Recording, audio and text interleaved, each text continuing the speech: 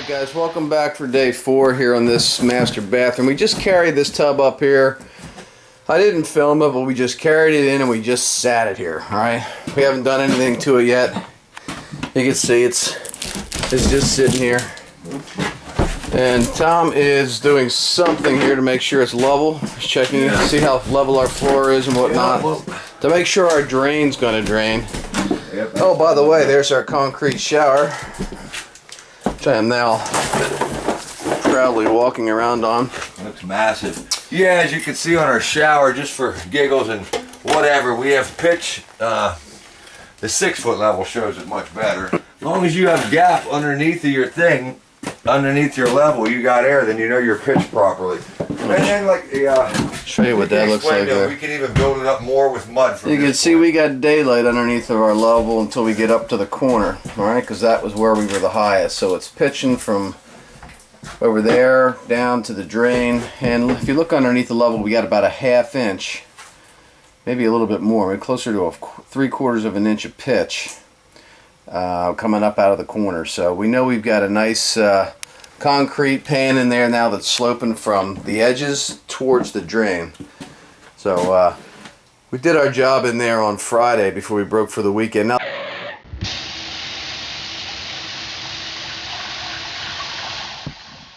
we got this nice big heavy duty leaded glass door here.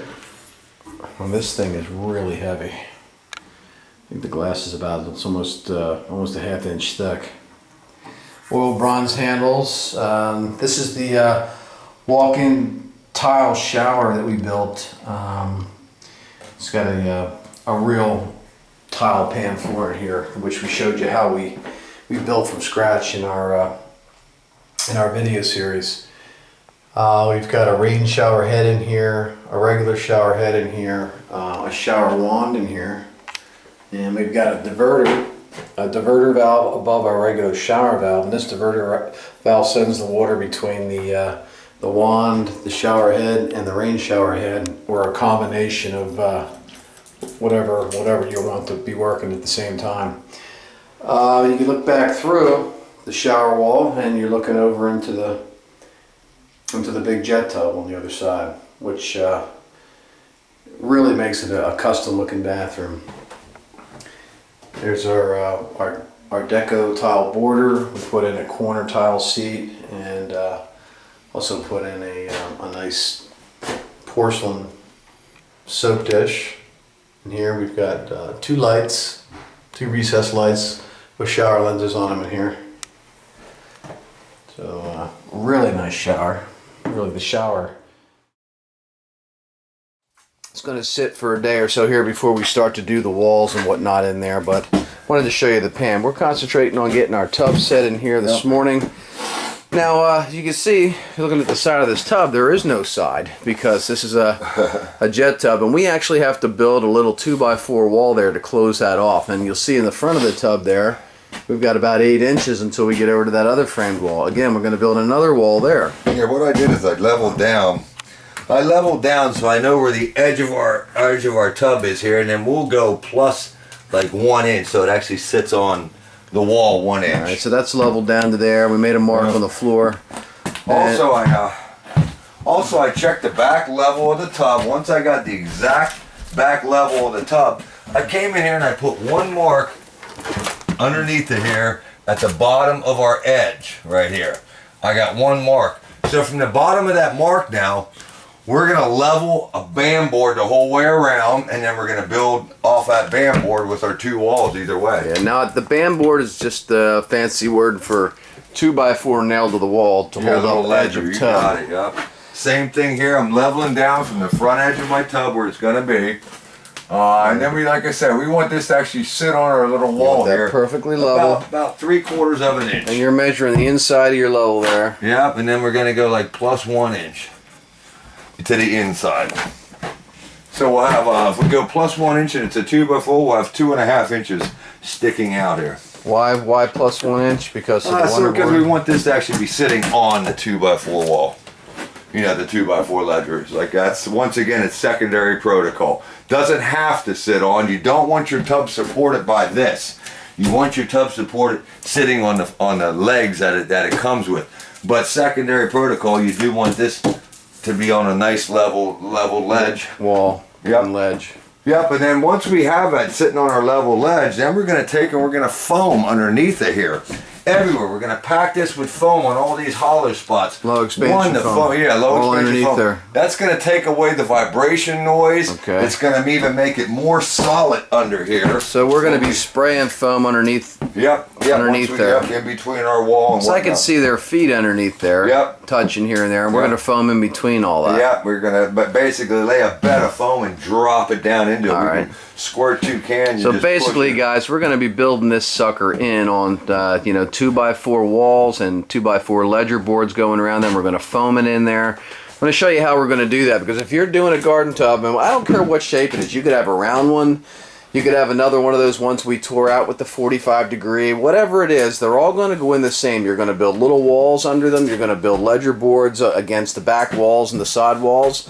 You're going to foam them in there and make sure they're real solid. And you're going to do all this before Yep. you hook up your drain. Yep. You want to get it all solid, and then we're going to show you how to take the drain pieces, and Connect it up. we'll come in over on this side. Tom's got all of his drain pieces right here on the floor. Yep. All right, We're gonna connect our drain pieces into our 1.5 inch trap. And there's our trap down there. Remember, we ran that over there. That's not glued yet. It's still Yep. loose. And we are gonna have to extend it about 1 inch. It's gonna end up being about there. So we're gonna end up putting a coupling on there and just extending it Yep. to exactly where we need it. Building another puzzle under here. Yeah. Using these parts. Now these are special parts. You see the wire coming off there and whatnot going down.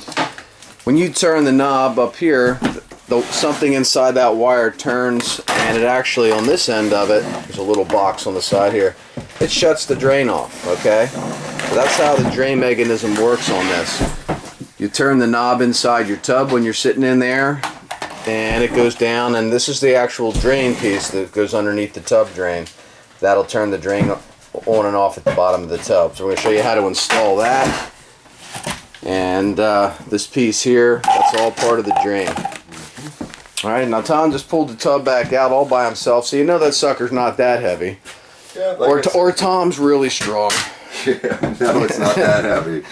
It's not that So it heavy. sits on these little blocks. This is actually styrofoam. Yeah. Alright, it sits on these little blocks of styrofoam. It's not real pretty. If you've never seen the bottom of a garden tub, they just glue a couple pieces on Yeah, there. they tell you that they either set it in a bed of mud, to fill up all these voids to make it Drywall that much compound. more solid. Drywall compound, thin set, concrete, mud, mortar. But nowadays, the foam makes a nice packing for it, and it takes away the vibration. When you put it in a bed of mud, that hard mud kind of still lets it vibrate through the floor. Kind of grabs a hold of the bottom of it, and it just kind of hardens in it. Yeah. So, And it's going nowhere once that like I sets said, up. we're going to use foam on ours. All right. Over here's where I got my ledger board line. I'm going to take and level this line around now. This is exactly where we're going to build our wall. And this wall here we want to be god-awful beeline level. Now he's going to level around there, and we're going to nail a 2x4 on the wall. And that 2x4, now that we got the tub upside down here, you see the edge of the top of the tub. All right, this is the ledge right here. The ledge is actually going to sit right underneath this part of the tub, right where we come around from the finished side around, and then we have the bottom part of the side of the fiberglass. This edge going the whole way down here is going to sit on this 2x4 that we're leveling around for. We're going to shoot a piece of 2x4 right into the wall studs, and that's going to hold up the back edge and the side edge of our tub. And then on the front edge, where we actually walk into the bathroom and you're looking at the front of the tub, we're going to build a little wall in the front to continue that ledge the whole way around. It had a corner tub, jet tub over there that took up about half the bathroom. We totally redid this bathroom here. Real simple. We're building a box to sit it in, basically.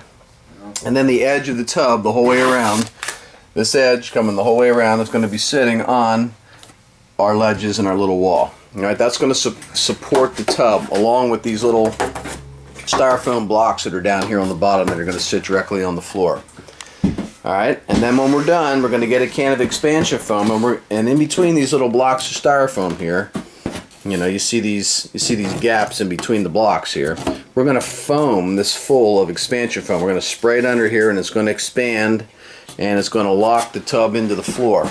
All right, it's going to level it off real nice and make it real sturdy. So if somebody drops something in the tub in one of these hollow spots between these styrofoam pieces, it's more fragile in the center.